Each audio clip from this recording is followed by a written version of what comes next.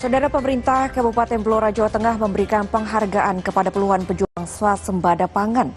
Penghargaan untuk para pejuang swasembada pangan ini untuk memberikan motivasi agar mereka bisa terus berkontribusi mendukung ketahanan pangan di Kabupaten Blora. Puluhan pejuang swasembada pangan, mulai dari pegiat pertanian, penyuluh pertanian, hingga anggota TNI, berkumpul dalam sebuah momen yang tak sekadar seremonial. Pemerintah Kabupaten Blora memberikan apresiasi bagi pejuang swasembada pangan Kabupaten Blora yang telah berkontribusi sehingga tekad Kabupaten Blora sebagai penyangga pangan Jawa Tengah terwujud. Yakni produksi padi di Kabupaten Blora terbanyak nomor 2 se-Jawa Tengah. Sementara produksi jagung masuk 5 besar terbanyak di Jawa Tengah. Wakil Bupati Blora, Sri Setiorini mengatakan, penghargaan untuk para pejuang swasembada pangan ini untuk memberikan motivasi agar mereka bisa terus berkontribusi mendukung ketahanan pangan di Kabupaten Blora.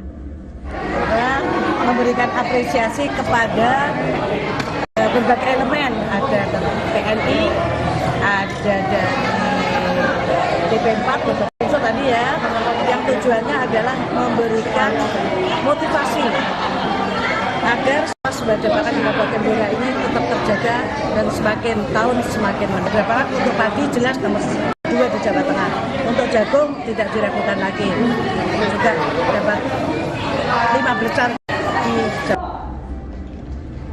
Di Kabupaten Blora, swasembada pangan bukan hanya jargon semata, namun tumbuh dari ladang, kandang, dan tangan-tangan yang setia bekerja dan berkontribusi agar Kabupaten Blora menjadi penyangga pangan di Jawa Tengah. Mega Nanda, Kompas TV, Blora, Jawa Tengah. Selengkapnya kita kupas bersama Arif Rohman, Bupati Blora, bagaimana menjaga swasembada pangan di Kabupaten Blora, Jawa Tengah. Selamat pagi Pak Arif. Pak Arif, bisa disebutkan komoditas apa saja yang masuk 5 besar penyumbang swasembada pangan se-Jawa Tengah, lalu kemudian apa makna di balik penghargaan yang diberikan, Pak? Terima kasih Mbak Carla. Jadi Blora alhamdulillah menjadi kabupaten di Jawa Tengah yang populasi sapi ini kami terbesar se-Jawa Tengah. Kalau jagung kami nomor 2 se-Jawa Tengah, kalau padi kami nomor 5 se-Jawa Tengah. Jadi kita siap mendukung program prioritas dari Bapak Presiden tentang ketahanan pangan, swasembada pangan, dan juga program dari Bapak Gubernur juga Jawa Tengah di tahun 2026 ini ingin fokus untuk kaitannya mendukung program ketahanan pangan. Karena ini manfaatnya sangat dirasakan oleh masyarakat karena sebagian besar dari masyarakat Blora ini adalah para petani dan para peternak, Mbak. Baik Pak Arif, tadi disebutkan sapi ini menjadi komoditas pertama yang disumbang sebagai swasembada pangan. Nah, ini menarik nih Pak Rohman. Terkait dengan sapi ini, apakah ini cukup untuk memenuhi kebutuhan akan daging sapi di kawasan Blora atau justru bisa sampai luar Jawa Tengah atau bahkan di luar Jawa Tengah, Pak? Ya, alhamdulillah dari sapi ini, apalagi ada program Presiden yang MBG, banyak dapur-dapur SPPG ini memanfaatkan ini. Jadi pakai sapi lokal Blora. Bahkan kami juga mengirim sapi-sapi kami untuk ke daerah Jabodetabek. Jadi pemenuhan lokal terpenuhi dan kita juga bisa mengirim untuk luar kota juga, Mbak. Jadi ini yang manfaat yang kami rasakan, Mbak. Oke, ini menarik sekali ya Pak, untuk sapi ternyata bahkan bisa dikirim ke Jabodetabek. Nah Bapak, ini nih bisa dijelaskan apakah sapi pedaging atau untuk sapi susu atau seperti apa? Sapi pedaging Mbak, ya alhamdulillah populasinya hampir 280.000 ekor, yang mana kalau di Blora itu rata-rata rumah penduduk yang di desa itu punya sapi 2-3 ekor.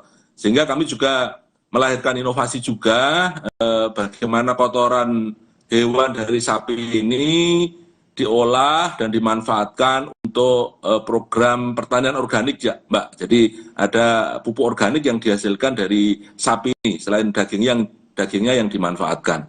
Bahkan dari para petani kita, para petani muda, petani milenial ini juga sangat intens sekali dalam rangka untuk mendukung program ketahanan pangan, termasuk dari TNI, dari Polri, bahkan kemarin alhamdulillah Pak Kapolres kami juga mendapatkan penghargaan dari Bapak Presiden untuk dari kepolisian mengawal tentang jagung. Ini berkat sinergi kerjasama antar stakeholder dari dinas, dari TNI Polri, dari masyarakat, para petani milenial, dan juga tentunya pihak-pihak yang lain termasuk CSR dari beberapa perusahaan juga ikut berpartisipasi dalam pengembangan organik. Ada dari Pertamina, dari Bank Jateng, ini juga mendukung. Termasuk ormas-ormas Mbak dari NU, Muhammadiyah, LDI, semuanya juga ingin mendukung tentang Blora menjadi kabupaten organik. Ini yang menjadi mimpi kita ke depan, Pak.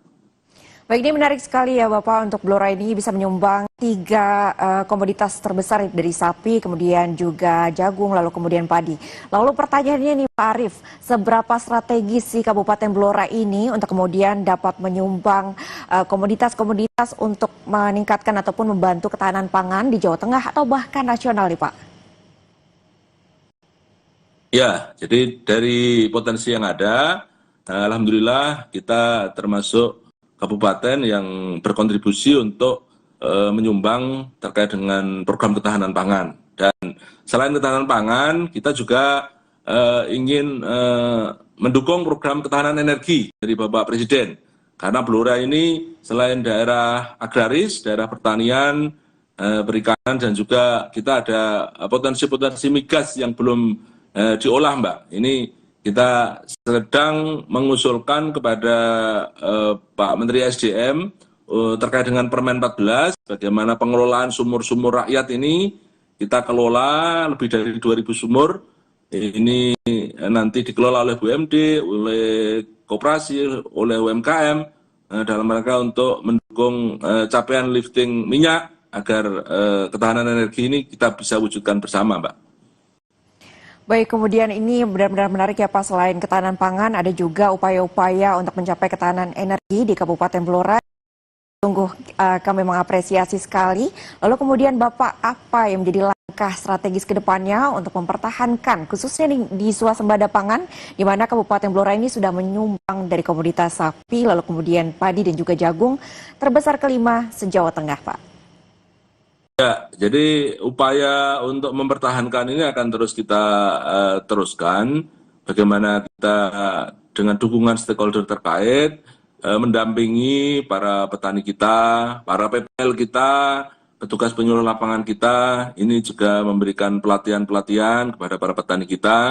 Termasuk kita tentunya dengan kebijakan dari pemerintah terkait harga HPP yang bagus, ini juga mendorong para petani untuk bersemangat untuk menanam padi, menanam jagung ini, Mbak. Jadi tentunya ketersediaan pupuk yang selama ini ada ini juga mendukung program ini. Jadi apa yang dilakukan oleh pemerintah, Bapak Presiden, Pak Menteri Pertanian ini sangat disambut oleh masyarakat, sehingga ketika HPP gabah ini bagus, ini mendorong para petani untuk mau bertani. Apalagi pengembangan yang organik, Mbak. Ini harga berasnya juga, beras organik ini juga bagus di pasaran.